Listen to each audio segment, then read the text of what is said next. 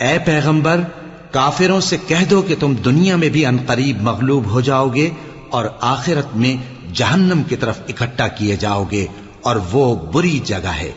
تمہارے لیے دو گروہوں میں جو جنگ بدر کے دن آپس میں بھڑ گئے قدرت الہی کی عظیم الشان نشانی تھی۔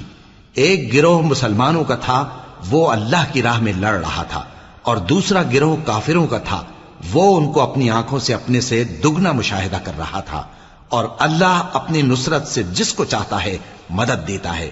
جو اہل بصارت ہیں ان کے لیے اس واقعے میں بڑی عبرت ہے۔ لوگوں کو ان کی خواہشوں کی چیزیں یعنی عورتیں اور بیٹے اور سونے اور چاندی کے بڑے بڑے ڈھیر اور نشان لگے ہوئے گھوڑے اور مویشی اور کھیتی بڑی زینت دار معلوم ہوتی ہیں، مگر یہ سب دنیا ہی کی زندگی کے سامان ہیں، اور اللہ کے پاس بہت اچھا ٹھکانہ ہے۔